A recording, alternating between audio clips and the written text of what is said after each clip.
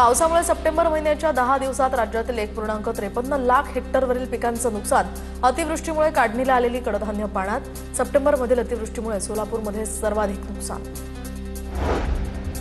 विदर्भातील सोयाबीनवर yellow mosaic रोगाचं संकट, शेतकऱ्यांचं 90% सोयाबीन पिवळं पडल्यामुळे 200 कोटींचं नुकसान होण्याची भीती. तर याच आर्थिक संकटाच्या भीतीनं गेल्या 3 महिन्यात 113 शेतकऱ्यांची आत्महत्या.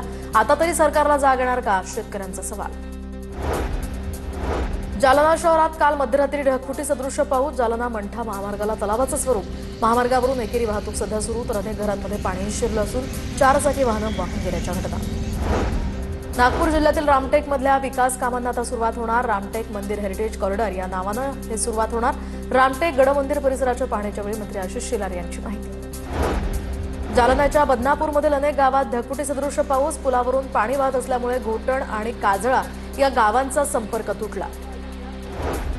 रत्नागिरीमध्ये मुसळधार पावसानंतर आज धुक्याची चादर, तर हवामान खात्याकडून रत्नागिरीसाठी ऑरेंज अलर्ट जारी.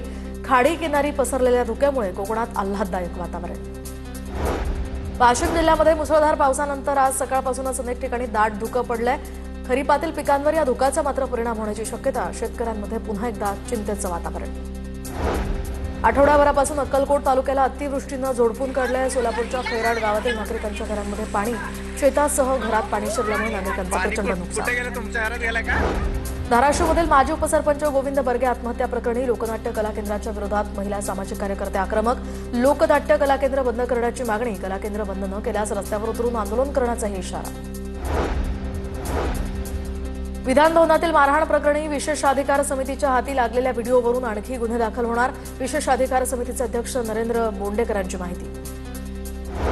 नागपूर मध्यवर्ती कारागृहातील कैद्यांचे महिला सुरक्षा रक्षकासोबत असभ्य वर्तन, कैद्याकडून महिला सुरक्षा रक्षकाला जीवे मारण्याची धमकी. गुन्हेगार दीपक खट्ट्या आणि त्याच्या साथीदाराचं असभ्य वर्तन. धंतोली पोलीस ठाण्यात या संदर्भात गुन्हा दाखल.